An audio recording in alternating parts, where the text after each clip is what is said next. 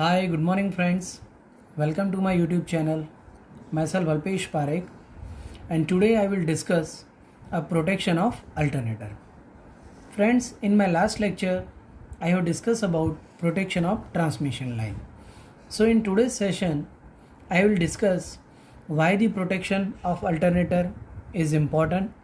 Second, I will discuss some of the important fault which may occur on the alternator and what are the protection we can provide against that fault. So let us start. First, importance of the protection of alternator. Friends, we are knowing that alternator and the generating units are very few in number in the power station, and it is also very much costlier than the other equipment which are connected in the power system. So it becomes desirable and the essential that to provide protection to cover the different variety of fault which may occur on the alternator. That is why we are giving the protection to the alternator. Friends, I have taken some of the major and the important faults which may occur on the alternator. Number 1, failure of the prime mover. Now, what happens when the prime movers fails? So the alternator which is generating the voltage, it will run as a synchronous motor and draws current from the power supply. So instead of generating the voltage, it will draw current from the power supply. So we can say that this is the motoring condition, or we can say it's an inverted running. Instead of generating the supply voltage, it is taking current from the supply system. So friends, this is the effect of failure of prime mover. Now I have taken 3 cases: turbo alternator set, hydro generator set, and diesel engine driven alternator set. What happened when the prime mover fail in these 3 cases? So we will discuss one by one. Now in the turbo alternator set, when the failure of the steam supply is there, so it will cause inverted running. Now sometimes what happen, the steam supply, the failure of the prime mover is stopped for a very few seconds or very few moments. At that time, what happen, this alternator can pick up the load without disturbing the system. But if steam supply is not restored after some time, then this alternator can be isolated manually. So in this turbo alternator set, there is no need of automatic protections. It can be done manually. Now we will discuss hydro generator set. Second, now what happens in the hydro generator set? When the inverted running is done in the hydro generator, protections against inverted running is done by mechanical device. What happens? We are providing a mechanical device on the water wheel. So what happens? When the water flow is not enough to maintain the alternator output, the alternator will be disconnected from the supply.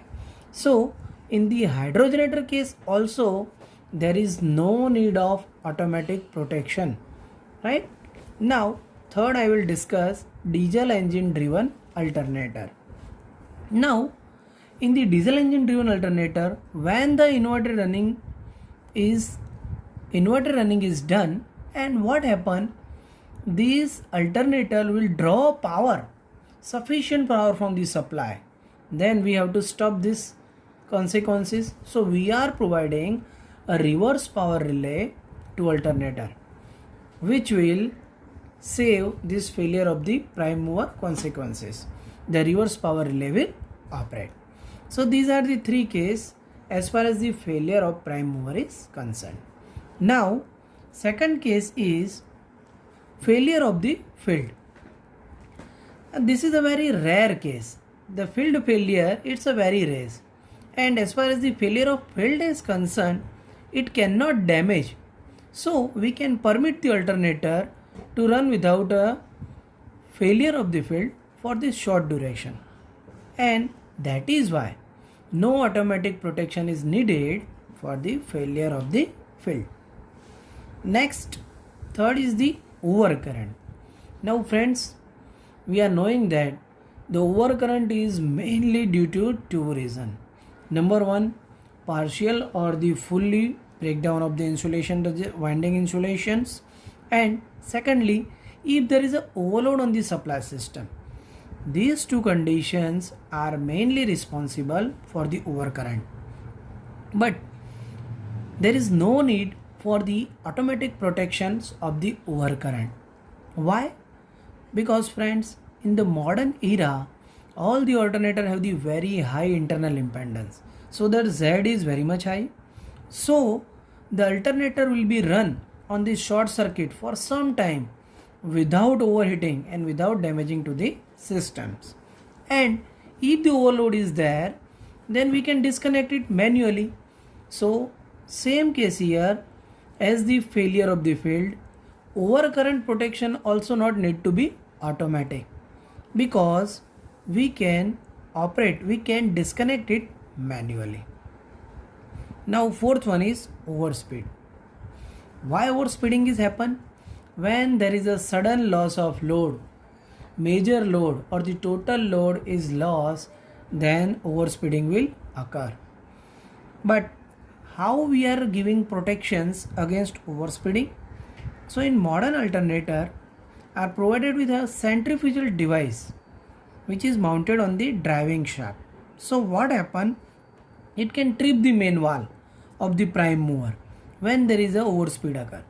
So if the speed is increasing, the main valve will stop the input of the steam. So this is the way how we can stop the overspeeding. And lastly, the stator winding fault. This is the stator winding fault mainly due to the insulation failure. What are the major types of the fault? Stator winding fault is the most dangerous fault. The main types of fault which occur in the stator are fault between phase and ground, phase and earth, in between any two phases, and the interturn fault, the turns of the same phase winding. Interturn fault, it is very difficult to locate. As far as stator winding fault is concerned, it is the most dangerous and considerable to machine. That is why automatic protection is must to clear this stator winding fault in a very short time and minimum damage to the system. So friends, to provide the protection against stator winding fault, we require a protection which will give a very high sensitivity and reliability. So for the stator winding fault, a differential protection is used, which is also known as the Merz price protection. That will be discussed in my next lecture. Now, one more very important fault of the alternator are unbalanced loading. So let us understand how unbalanced loading is done. This is the unbalanced loading. Now friends, wait for a moment. This is the schematic arrangement for the protection of the alternator, right? You can see from the circuit that this is the RYB 3-phase circuit. This is the alternator, this is a relay, and these are the current transformer CT. So this circuit is the schematic arrangement for the protection of alternator against unbalanced loading. So first try to understand how the arrangement is done. 3 current transformer, 3 CTs in the each phase, R phase, Y phase and B phase are provided, and their secondaries are connected in parallel. Look at here, their secondary are connected in parallel. A relay is also connected in the parallel across the transformer secondary. This is the relay connected in the secondary of the transformer and in parallel. This is the relay circuit, these are the trip circuit, and this is the alternator winding to be protected. Now friends, what happen? I will discuss two conditions. During normal condition, equal current flow in all 3 phases. So the algebraic sum of the current is 0, and that is why no current flow in the secondary of the relay. So the operating coil of this relay is not operating and relay is not tripping, right? This is the case during the normal condition when there is no fault. Now we will discuss second condition during fault. Now if there is a fault in the any phases, then what happen? Current induced in the secondary winding will be different. So resultantly the current flows through the relay and that will operate this relay. So if there is a current flow in the secondary of the relay, that will trip this relay. This relay will trip the circuit breaker, and ultimately that breaker will tripping and making alternator disconnected from the power system. So this is the how unbalanced loading of alternator can be protected.